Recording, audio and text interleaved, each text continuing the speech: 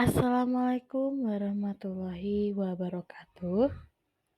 Sebelumnya, perkenalkan nama saya Gata Pranudiyati dengan nomor NIM 2105120404067. Saya dari mahasiswa S1 Teknik Informatika kelas A tahun 2021. Pada hari ini izinkan saya untuk mempresentasikan tugas mata kuliah jaringan komputer dengan judul Sejarah Internet.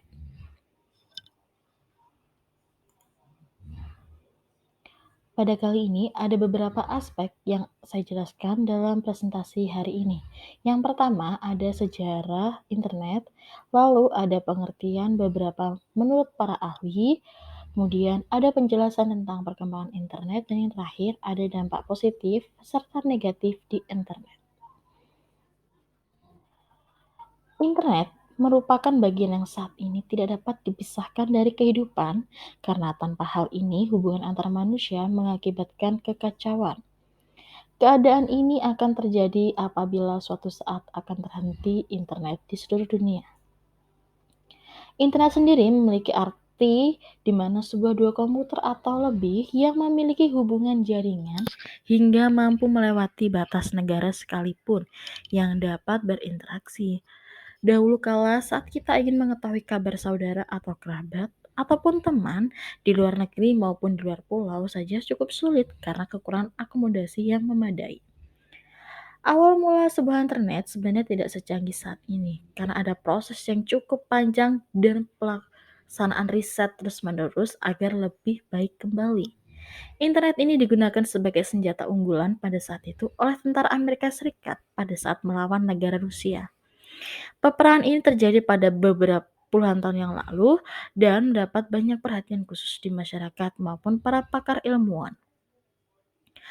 Pada tahun 1960 hingga 1962, kecanggihan internet masih belum dimunculkan karena masih belum ada yang menuangkan ide serta melakukan riset yang dilakukan oleh para ahli ilmuwan.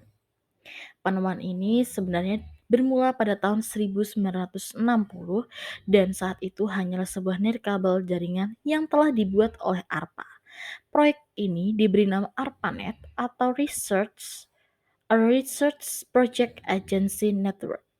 Ia merupakan bagian dari Departemen Pertahanan Amerika Serikat. Hal ini berlanjut hingga pada tahun 1962. Dr. Joseph Carl Robert Licklider mencetuskan sebuah gagasan awal, jaringan global dalam serangkaian 5 yang berisikan Intergalactic Computer Network. Internet ini berbasis UNIX. Kita dapat menggunakannya dengan komunikasi dalam jarak jauh maupun dekat.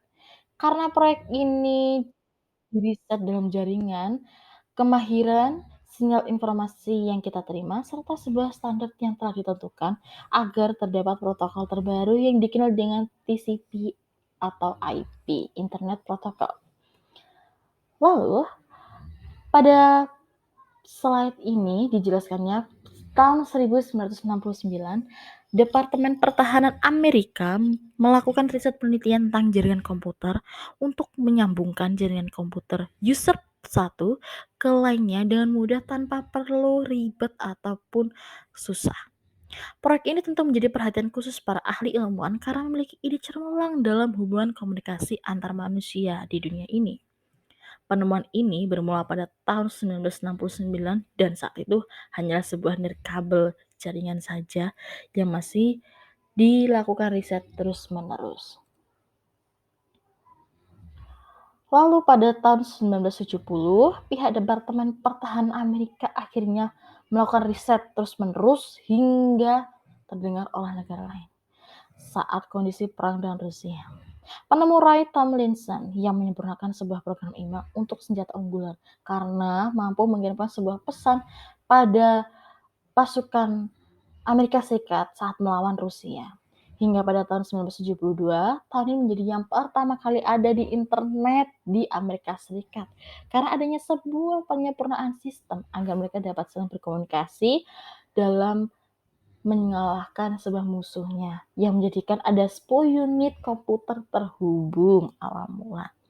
Hingga tahun 1973, Amerika Serikat mulai melebarkan sistem jaringan yang canggih ini ke negara London dan ARPANET agar dapat mempercepat terhubungnya sistem jaringan.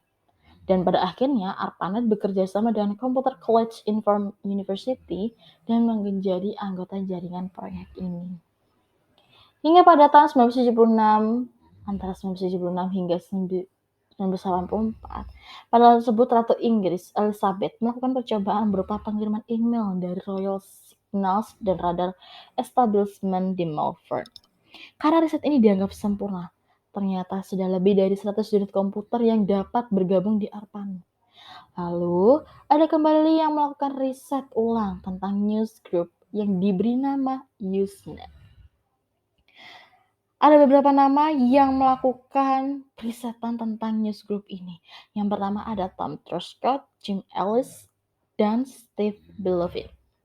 Kemudian proyek ini meluncurkan French Telecom, berguna untuk telepon televisi di mana orang bisa menelpon atau kita sebut saja video call, serta berhubungan dengan video link ini.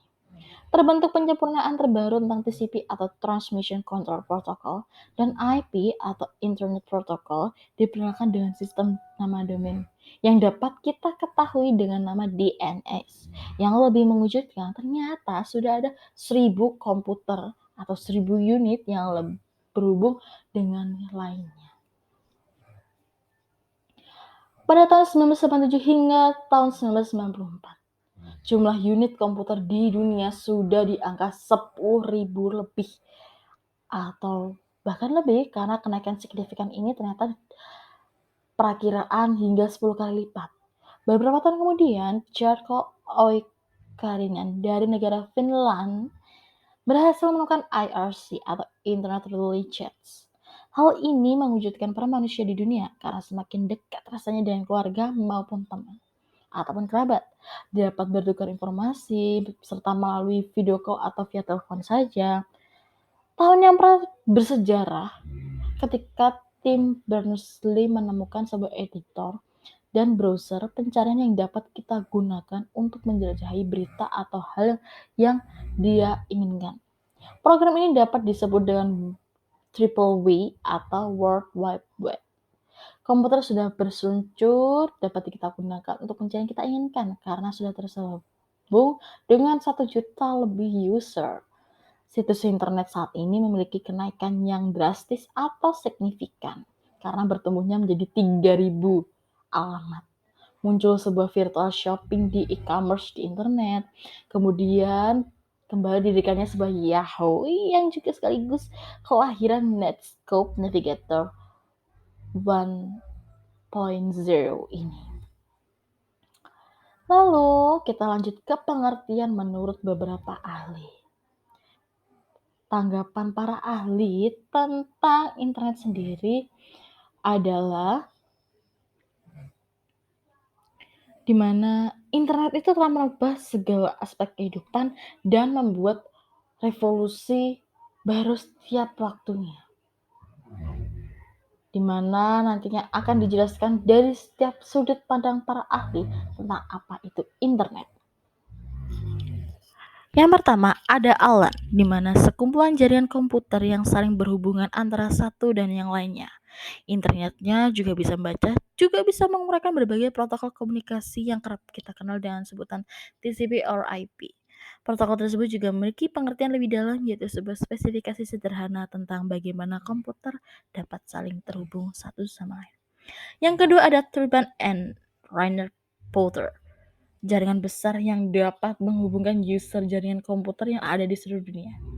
Mulai dari komputer milik organisasi, pemerintahan, bisnis, dan juga sekolah di seluruh dunia dengan cepat dan akurat.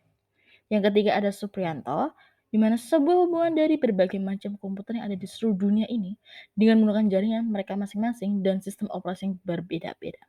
Hubungan tersebut memanfaatkan kemajuan dari perangkat komunikasi seperti satelit, telepon, dan menggunakan protokol standar dalam melakukan proses komunikasi tersebut.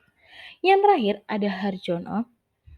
Menurut beliau, suatu kumpulan dari berbagai macam komputer, bahkan mencakup semua jenis komputer yang di dunia ini untuk saling terhubung dan juga terkoneksi satu sama lain. Supaya komputer dapat saling terhubung, maka diperlukan media yang dapat menjadi penghubung antar komputer. Media itu dapat menggunakan kabel ataupun serat optik seperti saat ini. Selain itu, juga bisa menggunakan satelit atau sambungan telepon. Selanjutnya akan dijelaskan tentang perkembangan internet saat ini. Internet telah merubah segala aspek.